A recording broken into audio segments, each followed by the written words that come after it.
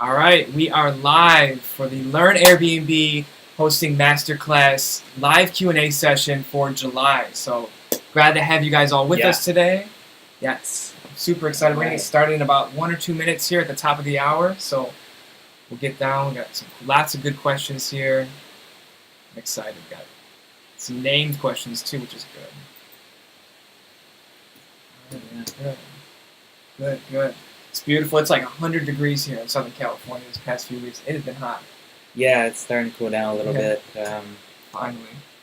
Yeah, I was just in the Bay Area for a few days, and it was 70s, low 70s. Beautiful. Yeah, it was a little breezy next to the bay, so it was very different. So I had to put on a jacket for the first time. Oh, mine are all buried in my closet.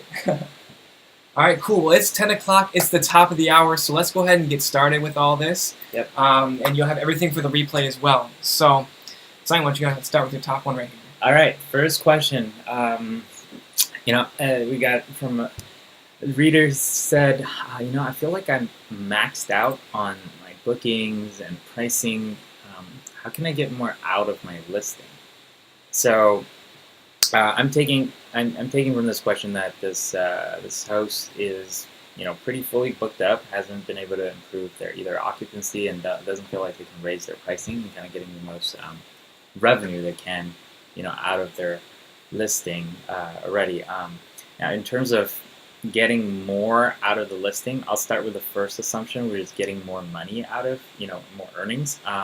The only other way is really to add kind of these experience additional revenue sources, not directly from the booking itself, but if you have things like you can recommend in terms of activities where you might be able to get a commission from, and that really depends, right? You need to be in a kind of an area where there are activities that are interesting or relevant for your guests. But if you don't really have that, there may not be a lot of other opportunities to maximize the revenue out of your listing unless you basically manage more listings in the market. There you go. Okay.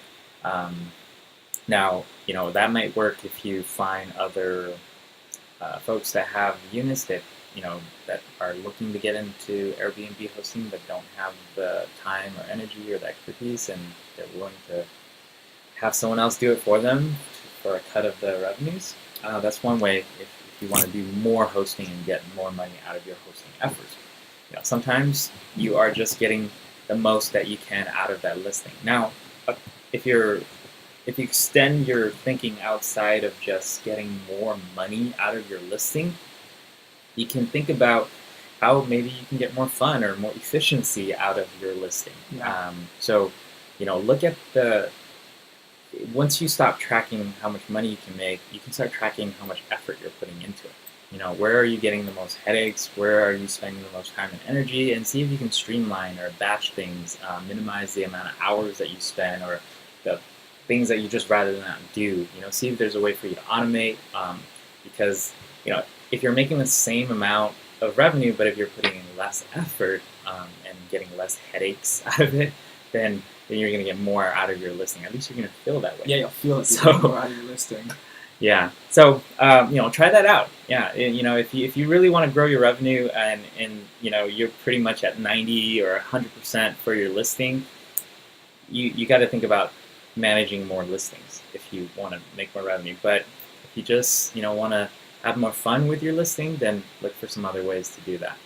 Exactly. It's a good one. Yeah. There's a personal thing too, where you want to be happy doing this and have more fun doing it. Yeah, and take things off your mind. So that's a good one. All right, cool. We have our next question here from Karen Adams. She asked, how much money should I spend updating my home before listing? This is a very common question. I'm sure every host thinks about this. A corollary to that question is, what if the floor in one of my rooms needs repair? That's a very big thing. It's very important. So just kind of break down a little of a framework to think about what should you spend your money on and how much money do you need to spend on it. So it all depends on what you're going to actually be earning from your listing. So the first section where Simon walks through in the course, hey, how much can I potentially even earn from this? That number actually helps you build a budget. It gives you a max earning and say, all right, I have this much income. What can I do with it? Do I want to invest it? Do I want to spend it on paying off my personal debt? Do I want to buy a home with it? Whatever you'd like to do with it. So You have to do the research. It's so critical to knowing and setting up your business for financial success. Now, surely you need to get any repairs done, any safety repairs done. So if the floor causes an issue where someone can trip, or maybe there's a wave in it, or there's like a step that needs to be painted yellow so people know what they're doing, make sure you take care of that. Doors and locks, make sure people feel safe and secure. Those are really big ones. You know, the railings is another thing that people don't really look too much into. They think, oh, I've never touched it myself. But, you know, maybe someone's going to be leaning against that. Make sure you go through and say, hey, how could someone be hurt in my listing? Walk through all the different ways and make sure you take care of those vital repairs first. Then I would move on to the important cosmetics. And this is important because your pictures are your product on Airbnb. So if you don't take quality pictures or don't even have a good subject, you could take the best pictures, but if the subject in the room is actually a poor quality, then you're not going to be, you know, standing out from your competition. You'll actually be setting yourself below the competition. So a fresh coat of paint, you know, bright white paint helps to brighten a room, or if you want to go color, that works too. Flooring is important, so maybe you can go buy remnant carpeting. You don't have to buy the best of the best carpeting. Remnant carpeting is a really good product to purchase, because what that is someone had purchased this carpet and didn't pick it up. Now they're trying to fire sell it. So it's a really good thing. You can pick that up cheap. Maybe if you have junky doors, maybe they're flimsy, you know, hollow doors, maybe buy a nice wooden door from Home Depot for the extra $100. That adds security and safety to your guest's mindset. And then one more is like buying windows. So if you live in a place that has bad windows, or you don't have AC and you need to open the windows often, make sure guests can use that and they can actually open the windows. I've been into an Airbnb, went to Chicago. It was a very old home, and the windows were painted shut. And it was really hard to get through, you know, just like spend the time to either shave out the channel for it, or just buy some new windows. It'll probably help you save on your energy bill as well. Now from there, this is where the discretionary purchases come. The first two are really, really important. You kind of just have to stick with it. Now the third one you're going to look at is high utility items that the guests need and touch often, which is a bed. Every guest is going to sleep in your space. Maybe I would say there's a portion of guests who only sleep in their space. They don't hang out in their space. That's why they're renting the single room from you. They're not trying to hang out and party and have a good time in your space. So beds are really important. Sheets and towels are critical. They're super important because that's what guests are touching and sleeping in, and that's where most of their experience is at. Now, entertainment-wise, TV and Wi-Fi. Most people are bringing their telephones, their smartphones, so they can watch, you know, some things or consume their Facebook, Instagram that way. But a TV with Netflix is super important, because not always will the weather be something good where they can go out and hang out. They're just going to have to spend time in the house. Or the kids need something to watch while the parents plan the trip or cook the breakfast, things like that. So invest in those kind of things. Another one that we got told is mirrors, full-length mirrors. People like to check themselves out before they step out into the city that they're going out into. So mirrors are important. And then simple storage. So finding ways to it could be dressers, it could be things to keep things away.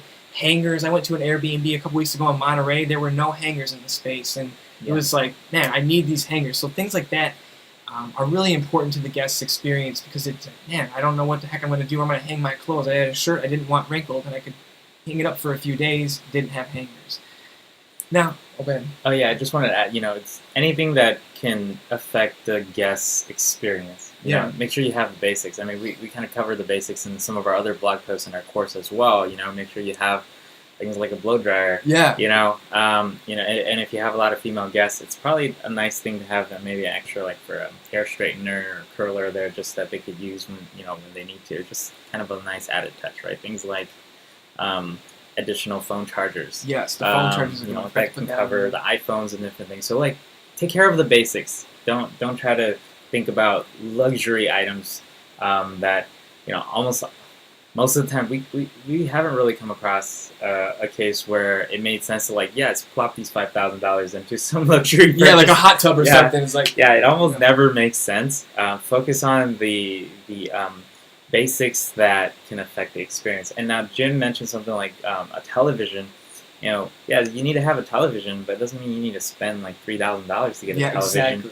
There are a lot of actually good name brand TVs that offer, decent sized TVs for $500. And they can be linked to an Amazon TV stick or a Roku. Yeah. Something that allows for the Netflix or for watching some other streaming, shows and things like that. And it doesn't cost that much. Or, be smart about how you buy it, right? Don't buy it new. You can buy the floor model Yes. from Costco. You're spending maybe 30% or sometimes maybe 40, like usually less than half of the retail price for a floor model that's been just up there, kind of been turned on for about 6 months. You don't get a nice box, but you get a 3-year warranty and you get to pay a lot less, and nobody would know the difference. Exactly. The moment someone uses it one time, it's not brand new anymore. Yeah, right? exactly. Yeah. So, high utility items. So when you're buying something, ask yourself, will this improve my guest's experience and make them happier being in this space? So that's really what it comes down to. Cool. Let's hit the second one here. Cool. So this one's a pretty generic question. We got, are there any new strategies or tools that can improve our hosting experience? So I'm going to cover something that we've recently discovered that some hosts seem to enjoy. Now, we haven't really looked at it, but it seems like a really cool idea and encourage you to check it out.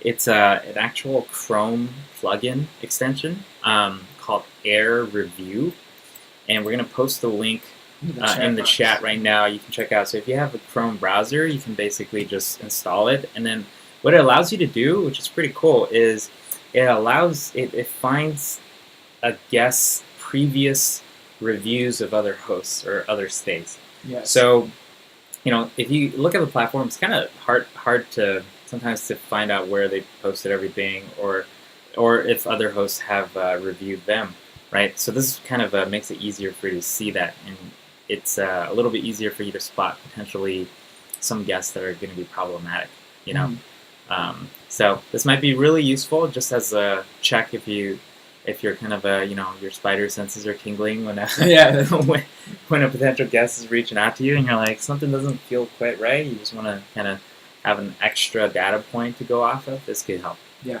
And one thing also I see it a lot in one of the questions is popping up in comments on the blog, and I think on one of the other Facebook groups that I follow, is should you accept guests without a picture or a Facebook connection? If you don't feel comfortable, you don't have to accept every guest. I know that these may potentially lower your search rankings and things like that, but you don't want to invite someone in that you don't feel comfortable with. This is your home and this is your business, so choose wisely what you want to do. You can request that they send you a link to their Facebook or have them upload a picture. It's not a far-fetched request because some people don't even know that they don't have a picture up there that they necessarily need it. A lot of the guests are brand new to Airbnb and they don't know how to use a system so robustly. So you can request these things and don't feel bad about asking those questions. All right, cool. Let's go to Sabrina Eubank's question. It says, how can we design our place to be desirable for people to come and stay as it will not be right in town? So kind of building off the first question that I addressed, but this is a location question. Sometimes people will get low reviews only on location, even though you said, hey, I'm 10 miles outside of the city.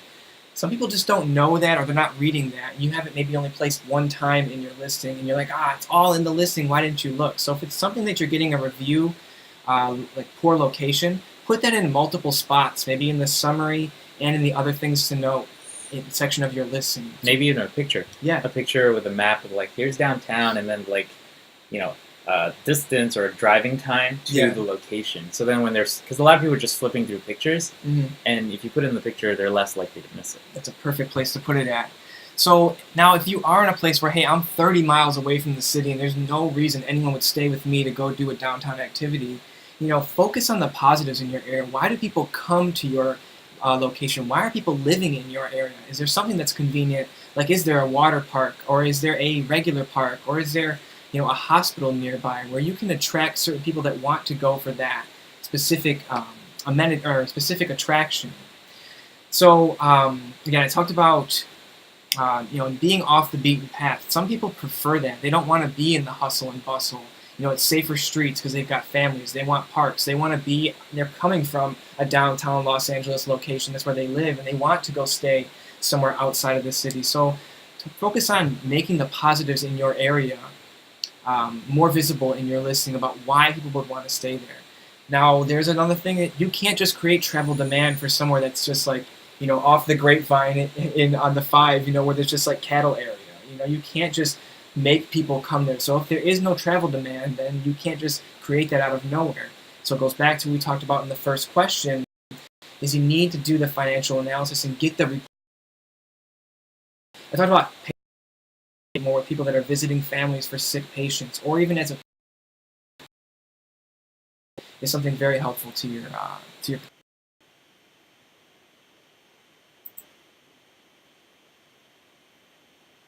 All right, we're back. I apologize for that technical difficulty. The internet went out. Yeah. Sorry about that. We'll just loop back to the question I was at. I don't know where it got cut off. So I think got cut off on the last question I was on. So this one came from Josh. Said, hey, I was really accommodating to a guest. They gave me last minute ask for checked in, and I gave them even a late checkout. And I gave them a 5-star review, but then I just noticed that I received a trash review from them because I had twice asked them and kind of checked in on them after the checkout deadline and reminded them basically that they needed to be out so I can prepare the space for the next guest. So what should I do? Well, the only thing you can do really is to draft a courteous and professional response, and explain that, hey, it was well past the checkout deadline. You were reminding the guest because you needed to have your cleaner come in and prep the space for the next guest. And just leave it at that, because other guests that are seeing that they know that there are other crappy guests out there that are unreasonable, and just let it go and move on, because if you're going to be a host, you will encounter entitled jerk guests. That's just the life of a host. It sucks. It sucks really bad right now. It's going to be annoying in a week or two, and then you're going to forget about it in a month or two. You're going to be a million great guests come after that. Yeah. But the other thing is, we're not sure how widely spread that Air Review Chrome extension is, but it seems like more and more hosts are using it. So essentially, this guest, especially with your courteous response, they might be kind of blacklisting themselves from other hosts in the future. So you're doing other hosts a favor. So make sure you post a courteous. Detailed and professional response to what happened. Okay.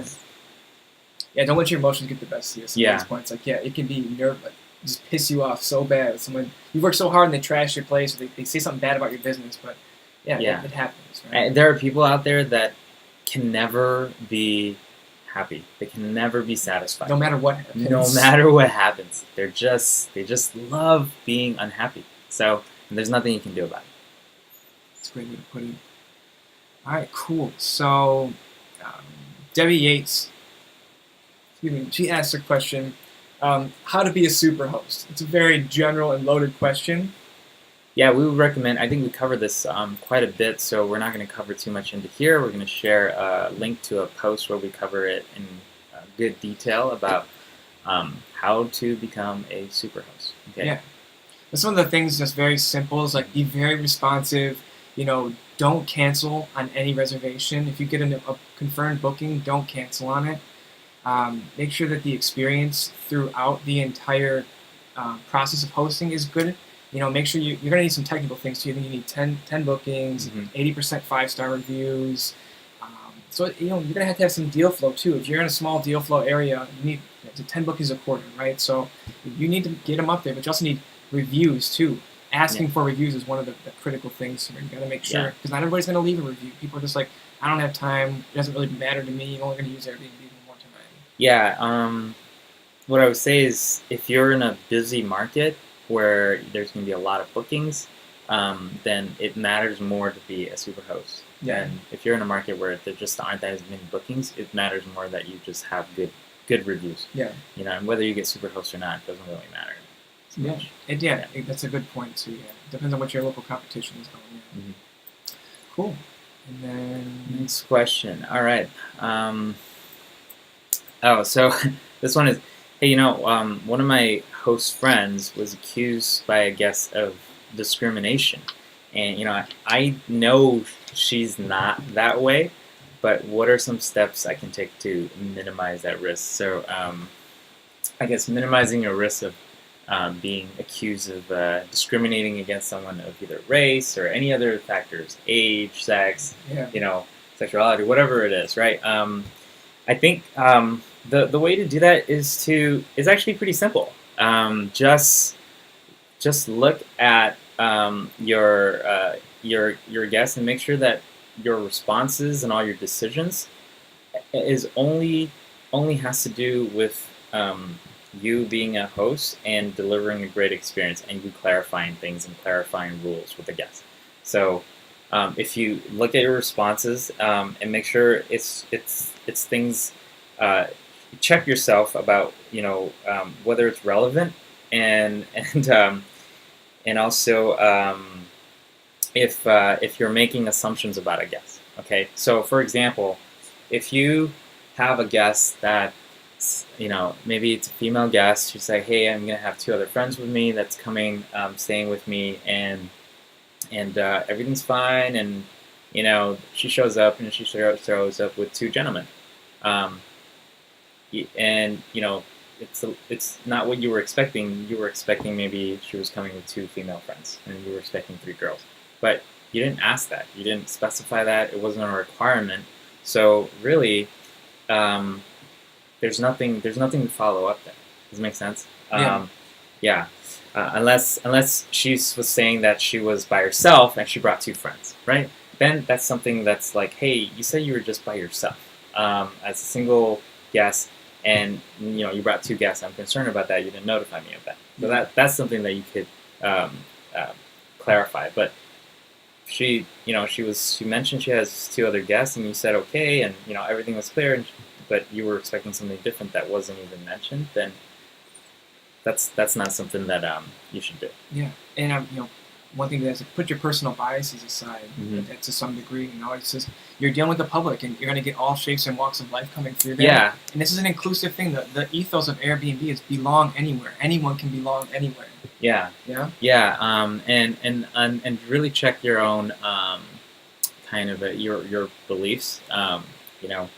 Like know that some guests you're gonna have couples that are gonna be there, and some other guests that are gonna be there. You're gonna have sex in your place. There are gonna be guests that are gonna be having sex in your listing. If that makes you uncomfortable, maybe you shouldn't be a guest. Yeah, a host. You just. That's why there's cleaning. That's why you wash everything. Yeah. 100%. There are things that are going to happen that you're maybe not personally, you don't do that, or you're not the happiest or thrilled. But this is what working with the public is, and providing a hospitality business. You can surely put rules, but don't expect every rule to be followed to a T. Yeah. Right? Gotcha. Cool. All right, let's go on to the next question here. All right, so this from a new student, Kit Welch. She goes, how do I stand out in a highly competitive Airbnb market? They're near Wrigley's Field with lots of competition. So first thing to talk with this is that you're near a huge attraction, so you're probably going to have a lot of traffic through your space. Standing out is going to be, it will be difficult, but you're going to get such a high deal flow where you're going to make a fair amount of money. So do a lot of competitive research. The way how to stand out is find out what other hosts are providing. So you have to do a lot of competitive research on units in your neighborhood at the similar capacity. So if you're hosting 6 people in that space, look what other 6 to 8, 7-person, 4-person units are offering. Read through their reviews, read through their listings with great detail. Now, to make yourself stand out, there's kind of a process and a few ways to look at this, and in this order. So first thing you can do is give the same offering. After you find out what the general offering is to most of your from your competition, do the same offering at a lower price. People love deals, especially when you're new. They want to stay in a new place, but they also want to get a deal. No one wants to pay full price for anything nowadays. So give them a deal, but not something where you're attracting the penny pinchers or where they're going to trash your place. So someone talks about a ramp up pricing strategy, maybe a 10 to 15, maybe even 25% discount on what your normal rates would be, and ramp up from there. If you're ramping up early on, if you're a new listing. Yeah. But if you're not a new listing, then we wouldn't recommend doing super heavy price discounting. Yeah. Unless your unit is just at a disadvantage. You don't have the same amenities. it's just farther and it's not as new, it doesn't look as good, Yeah. then you're gonna have to adjust your pricing too. Yeah, because you can't pull the price of someone that's like a half mile from yeah, that's what the research is for. Now after you do the same offering, lower price, you can do the same price with the same offering. Now you're at par with other people because you have what they call social proof, reviews and wish lists. So you can now up your price at this point. Now you're at par with everybody. Start to settle in and look at, as you're getting these guests to come through, we'll hit on the third point. Same price, but better offering. And that's what most people just jump to that right away. I think that's what this question is. But when you're going through your first 10 or 15 guests, ask them, hey, what do you wish you had, or what did I not deliver that I could have improved the stay with for you? Ask them, when they arrive, hey, is there anything specific that you don't have that you need? Like, is there food that you need? Is there water that you need? Or is there certain things that we can get you right away? And maybe while they're staying, we do talk about in the course, touching people throughout the stay. Hey, in a little text message, hey, is everything going well on your first night here? Is there anything we can do to make your stay better? Those are the things that people are going to tell you that they need, especially at the end. Like I told the host when I stayed in Monterey, hey, I really needed hangers, and I needed actually, those plastic bags. They're pretty much banned everywhere now, but I needed some kind of bag to put my dirty clothes in because I was traveling with a small bag. I didn't want to put the dirty clothes with my clean clothes. So little things like that will make your stay for the guests incrementally better. So just asking what you need, because we could tell you generally, yeah, have this and have this and have this, but things near Wrigley Field, I've never hosted next to a baseball diamond, so I don't know what's most important to those kind of people that come and stay in that area. Yeah, and you may also just happen to be in a place where there's a lot of competition and everybody's kind of the same, where at the top, if everybody's just kind of the same at the top, then you really just got to make sure you're part of that crowd. Yes, that's a good way to put it. Then those will book up, and then everybody else, once those books up, then everybody else gets some of the leftover traffic, right?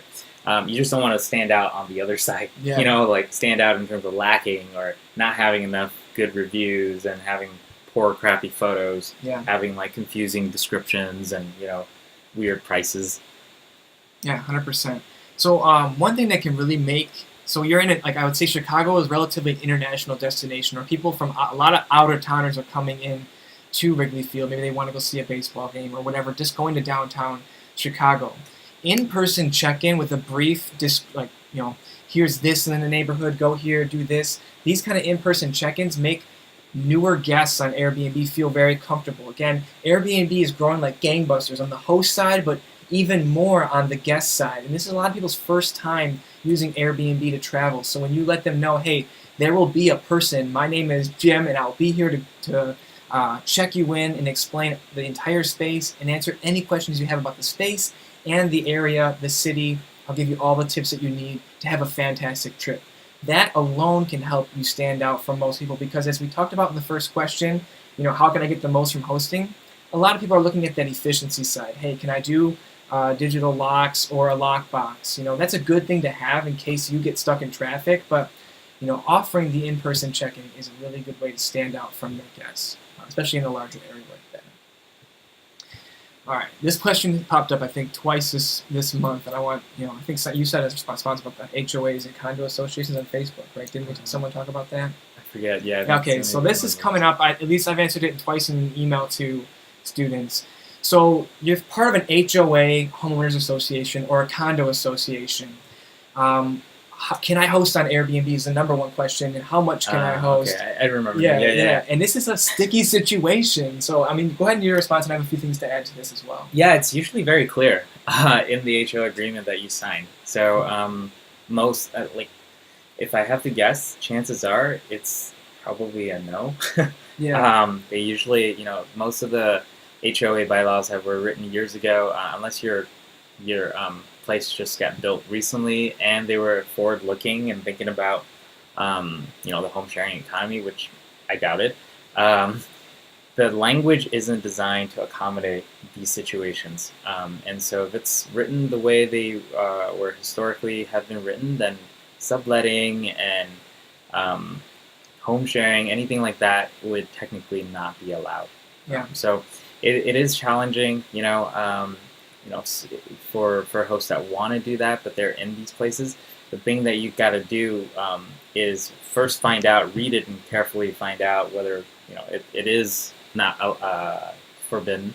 And once you do that, then get on the board for the association. There's usually a board that can get changes. If you get enough of the residents to petition for that consideration and make a argument for it, there could be an addendum that could be added to the agreement. But we really don't recommend going behind the association. They'll find out. Yeah, they'll find out. They're so good. Yeah, and your neighbors are going to find out. Yeah, you came to this neighborhood for that reason. Yeah. You're going to get fined, and you're going to create issues with your neighbors. Yeah, and then I know people think it's unfair, but this is because you own the place, but this is the laws you've agreed to. Yeah.